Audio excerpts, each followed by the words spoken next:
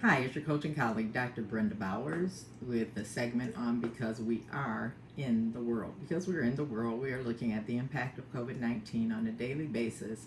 We look at the state of Wisconsin, the county of Milwaukee, the city of Milwaukee through different stratifications, and then also we look at the very interesting Johns Hopkins global view of what's going on with COVID-19. So for today, let's just hop right to it and look at what's happening in the state of Wisconsin. So in the state of Wisconsin, and this was from this morning, we see number of cases, and this is from our colleagues at Fox 6 News, coronavirus in Wisconsin, 3,260 cases with 138 deaths. That the top map that has the gold in it, that's the number of cases. And then the bottom map where it's showing the red is showing us where the actual deaths are versus just the, sorry about my hand moving, other than just the confirmed cases. So a little different look that they're providing us here. So when we look at the state of Wisconsin, and this was updated today, 34,680 confirmed, 3,213 positive, 950 hospitalizations, so we're up to 30% from 29, and 137 deaths. So what we see here, confirmed 3,213 in the state, 137 deaths, and what we just saw here, 3,260, 138 deaths. So we know that data, we've talked about that plenty, about the lag data. So Milwaukee County, look, 1,692 confirmed. Of those confirmed, 746 are African American, 460 white, 404 not reported, 35 other, 25 Asian, 12 multi-race, 6 American Indian, and 4 Native Hawaiian.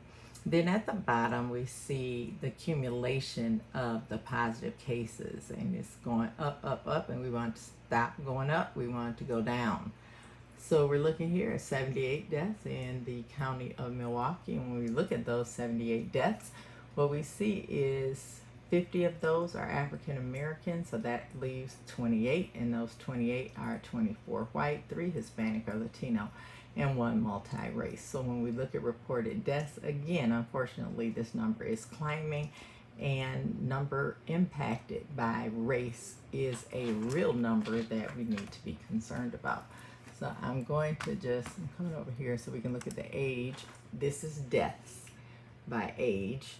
So we're seeing, again, the highest death age is the decade 70 to 79, but we do have a lot of deaths at age, any of them. One death is too many. This just demonstrates what they are. And then the other piece here is the gender. And what's important about the gender is when it comes to death, we know that there are more males that die from COVID-19 than females. But when we come over here and we look at the gender, we also know that there are more females that have confirmed cases than males. So that's a demonstration of a lot of things. One of the things is when you look underneath the male number for deaths, then you see more of the comorbidities and other pre-existing conditions. So women tend to have an edge on that survival piece, and they are not dying as frequently as men. And then from the city, as far as cases, we see 1.3 or 1,300 of the 1,692 are in Milwaukee. So very consistent as it relates to the ratio of the data, but we're still seeing more cases, and that's what we want to stop seeing. And then let's go to our global. Up again, we're at 1.7 million, 1,773,358 with 527,111 of those being in the United States. Those are confirmed cases. So when we come over here and we look at the total number of deaths by COVID global, we see those numbers changing. There we see our New York number. I can scroll and show you some other cities. Sorry, I'm in a different spot in my house, so it's just a little not as stable. I'm trying to hold this with my hand. So here you can see like Orleans, Louisiana, 232 deaths. Fairfield, Connecticut, 220. Macomb, Michigan, 209. LA, 267. So we see the United States broken down by cities in the reporting on deaths. And then one of the things that this graph does for us, that this info view, it also gives us total recovered. 402,270 of 1.7 million that are positive have also reported total recovery.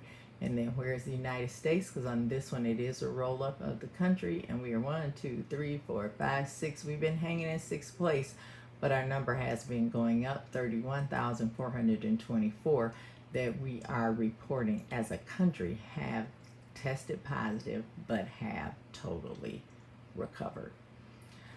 So as we move into tomorrow being a holy day across the globe, where many are celebrating Easter, we're also in the thick of Passover. It doesn't matter if where your worship or religion is, a mosque, a synagogue, a church, it doesn't matter, because we're in the world.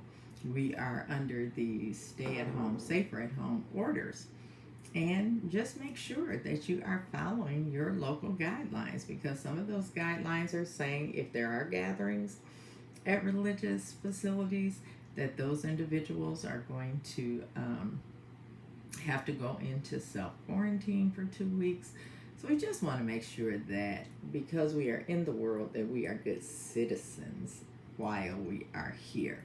So we talk about the spiritual things in the because we're not of the world segment, but because we're in the world, we want to look at this data, take it very seriously. We want to make sure that we are getting rid of COVID-19, because COVID kills. So don't be mean, just be clean.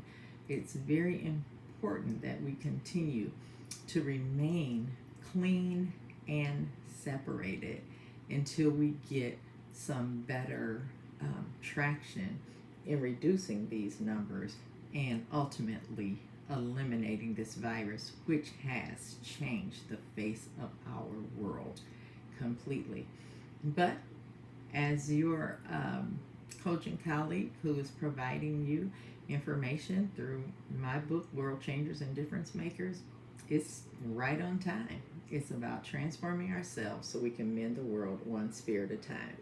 We start with awareness. We need to become aware. Then we need to know how to relate. Then we need to know how to present. Then we need to make sure we have the knowledge. And then we need to make sure we have the expertise. Because everything that's coming is going to need something that you have. So make sure that you are expressing and utilizing your experience, your expertise, but do it on a platform that can be authentic, valid, and then listened to, because we also don't want to be silenced when we really need to have a strong, loud voice at the right table. Be a good citizen, know what's going on in your own area, and then make sure that if COVID-19 gets spread, it's not because of you. I'm doing my part. I'm trusting that you're doing yours. Until soon, love and peace.